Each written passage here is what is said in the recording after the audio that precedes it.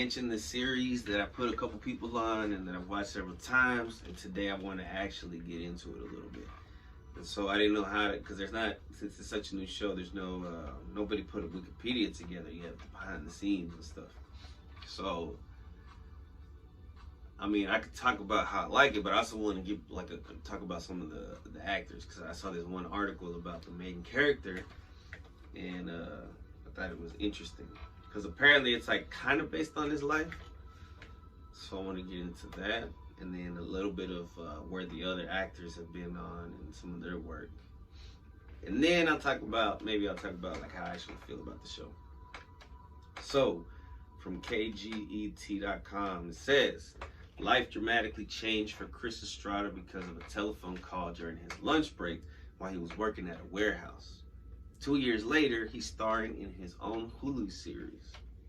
It was kind of surreal to take a lunch break, go into your car, and then talk to Fred Armisen, then go back to work and unload trucks. So it was very surreal, Estrada says. I wasn't living at home, but a lot of my life was in and out of my mom's house also.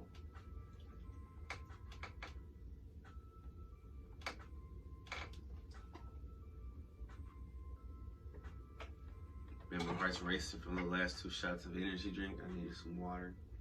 I got more over there, but I think that amount, sadly, the amount that I just spit out, I think I'll be okay. And I think about a few years ago, I think he's trying to compare it to his life, but it's not really based on his life. And I think about a few years ago, I had broken up with my girlfriend, who I dated on and off since high school. That conversation resulted in Armisen being the executive producer of the series that focuses on the working class living in South Central Los Angeles. Estrada plays Julio Lopez, a 30-year-old who still lives at home, has been dating his girlfriend on and off since high school, and finds any excuse to avoid dealing with his own problems. Lopez works at the gang rehabilitation nonprofit known as Hugs, Not Thugs. Much of his time is spent clashing with his older cousin Luis, which is played by Frankie Quinones, an ex-member who just got out of prison and moved in with Lopez and his family. Estrada designed the show around the clashes between the cousins as a way to offer a look at two different types of a male representation. One of the biggest differences is Estrada's character tries to look at the bigger picture while Luis lives in the moment. It was important that the character played by Quinones be fully formed because so much of the show deals with the relationship between the cousins. Quinones, who was a stand-up comedian and actor, I didn't know this until recently, spent long hours with Estrada and the producers trying to find just the right tone to make Luis a formidable foe, but also make sure he was still likable. Quinones says, Chris and other people saw it in me and took the time to spend with me to really get the character dialed in and find what it became. It grew to be this bigger, physically bigger, tougher guy. An executive producer, Jonathan Groff, said, oh man, he brings a Joe Pesci vibe to this thing. And so we kept building on that, and it just kind of came into place. The design of the show comes out of the stand-up work Estrada was doing even while he was working at the warehouse. His views on life resulted in Estrada being named as one of the top 10 comics to watch in 2018. The LA native also has been featured by Comedy Central as one of its next top comedians and one of its up next comedians at Cluster Fest. Seeing that boom check came back. Saw something from the corner of my eye. Unlike many comedians, Estrada wasn't a class clown when he was younger.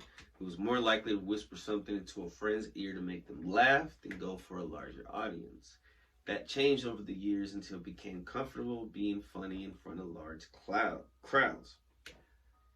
Imagine being funny in front of large clouds, like if you're on the roof, not on the rooftop, on the mountaintop, and you're like a Buddhist, not like, you live in a temple or something like that. I don't think they're Buddhists. I don't know what they're called.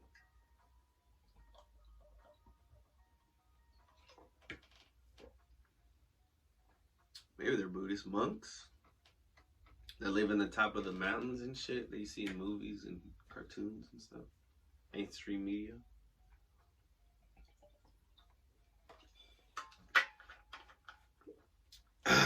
Okay. His comedy and now the series deals with his very specific cultural background of growing up in South Central LA. When he was 11, Estrada had a gun pointed at him by a gang member who was robbing a comic book store. He says those kind of experiences became very cathartic. Because this fool was inspired by Estrada's life, he showed the series to the family members and friends who lived it through all with him. Their reaction was very positive. They felt it was an honest representation of our collective upbringing in class and neighborhood and stuff like that, Estrada says. He has always found that even when he talks about details from his own life, they resonate with a broad audience. I think the way it's universal is because we looked at it through the lens of a class more so than identity. Kind of how working class people live and the dynamic between this guy and his older cousin, Estrada says. Also, I think a lot of it is universal in the sense because it's a lot of these flawed relationships.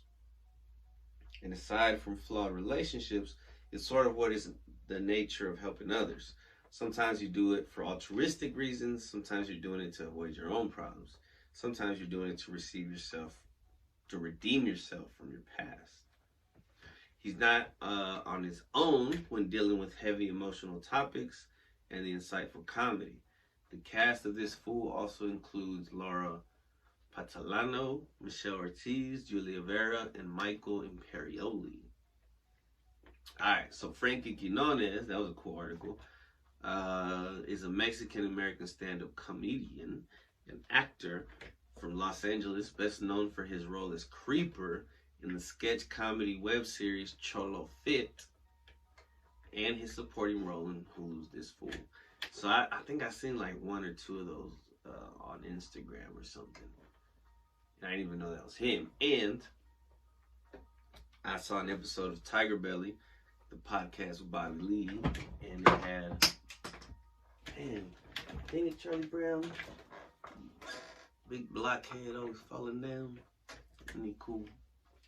I'm gonna put his hands up. I forgot what I was saying. Damn, I need to blow my nose.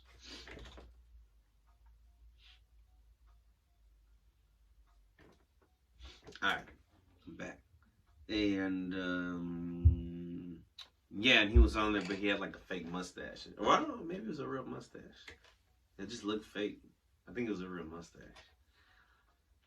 I've been saying, yeah, does he wear a fake mustache sometimes? But I think he did. I don't know. So, Michelle Ortiz, his girlfriend, Chris Estrada's girlfriend in the show. Apparently she was on that reboot of Mad TV. She does a voice on Star Wars, The Old Republic, The Legacy of the Sith. I don't know what the fuck that is, if it's a show or a game or something, but it sounds dope. She was on Agents of S.H.I.E.L.D. And she's on a couple episodes of Tacoma FD, which I kind of want to check out because it has the boys from Beer Fest and Slammin' Salmon and Super Troopers. So it's probably a funny show. Alright. And then the dude who runs the Hugs Not Thugs facility, he was on The Sopranos. And he like writes plays and shit. Like he does his own shit. Like I didn't even realize this. He's an American actor, writer, musician. He's best known for his role as Christopher Moltisanti in the HBO crime drama The Sopranos. The Sopranos, which earned him the Primetime Emmy Award for Outstanding Supporting Actor in a Drama Series in 2004. And then I was just looking at more of the cast, and this one dude who's in it, Fabian Alomar, is an American pro skateboarder, an actor born and raised in Echo Park, LA. Shout out to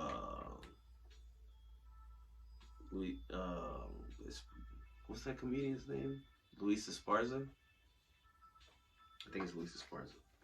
But I could be wrong.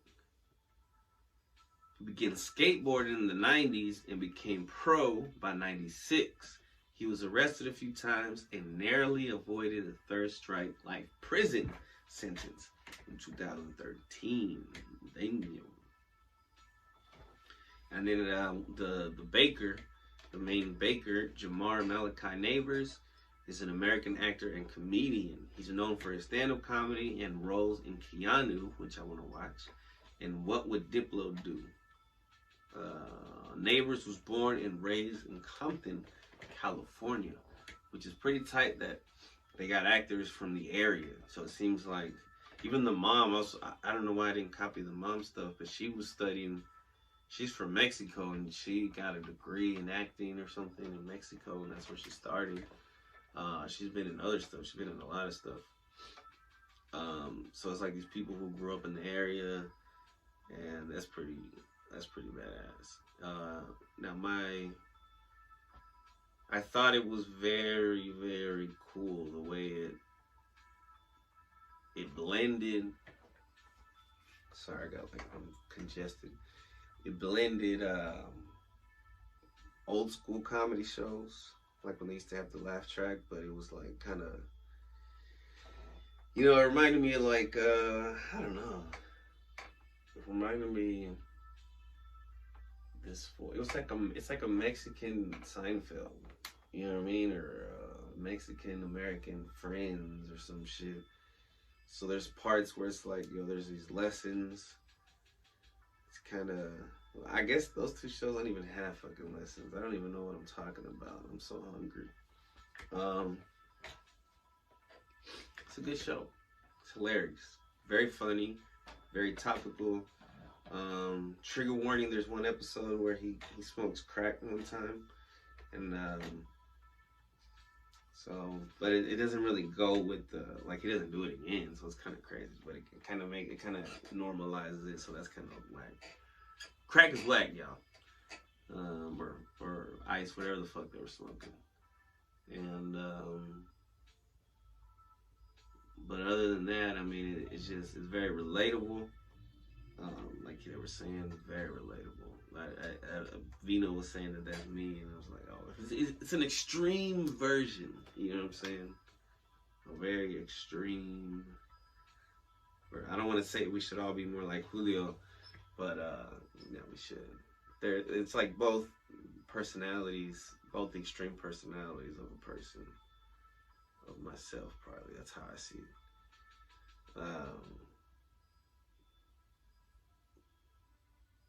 The twin size bed, that's what I got over there. So yeah, there's a lot of similarities. Maybe that's why I like it, but now I'm thinking like, man. But it's cool, man. I mean, even his real life, I mean, it's all about the struggle. And helping people and shit. And so I kind of feel that because I'm a teacher assistant, so it's similar because he's working with former criminals, and you're helping people out, but then you got your own shit. Now me, when the relationship stuff, yeah, it's still, it's all. But yeah, man, it's tight. It's tight. I like it. All right, man, I gotta fold my fucking nose. And then I'll come back and do Badass Women of Herster. That's a bad way to transition. Be right back.